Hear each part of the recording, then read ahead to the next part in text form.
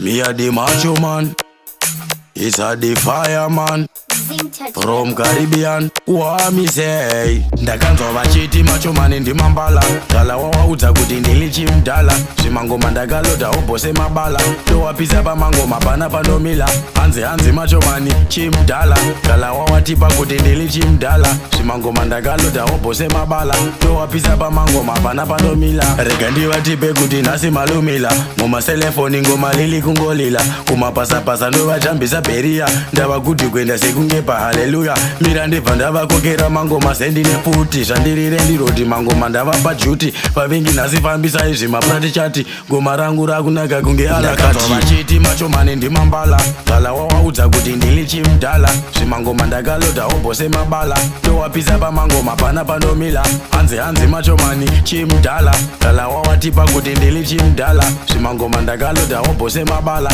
Towapisa pamangoma pana panomila. Caribbean ndinoshuta ndirimo mjango. Ndakatanga darastala nasatanze rambo. Vakuziva ndine taikondo. Ndivana mbudzi yadhura ini ndini giringo. Ndine zvimazvaba senge zviya zvaboika. Pasapasa ndomusiya aita goita. Ondibvunza ndavaudza ndozvandinoita. Unati kondizunzira itotuma sinyorita. Ndakanzwa vachiti macho mane ndimambala. Kala wawaudza kuti ndili chimdala. Zvimangoma ndakalota obhose mabala. Towapisa pamangoma pana panomila. Hanzi macho mani chimdala. Kala wawatipa kuti ndili chimdala. Zvimangoma ndakalota obhose mabala. Towapisa pamangoma pana panomila. Rega ndivatipe kuti nhasi malumila. Mumaselefoni ngoma lili kungolila. Kumapasapasa ndovajambisa beria. Ndava kuti kwenda sekunge haleluya. Mira ndibva ndavakokera mangoma sendine futi. Zvandirire ndiroti mangoma ndavapa juti. Pavingi nhasifambisa izvi maprati chati. Goma rangu rakunaka kunge alakati. Ndakanzwa vachiti macho mane ndimambala. Kala wawaudza kuti ndili chimdala. Zvimangoma ndakalota obhose mabala. Ndowapisa pamangoma pana panomila. Hanzi macho mani chimdala. Kala wawatipa kuti ndili chimdala. Zvimangoma ndakalota obhose mabala. Ndowapisa pamangoma pana panomila. Caribbean ndinoshuta ndirimo mjango. Ndakatanga darastala nasatanze rambo.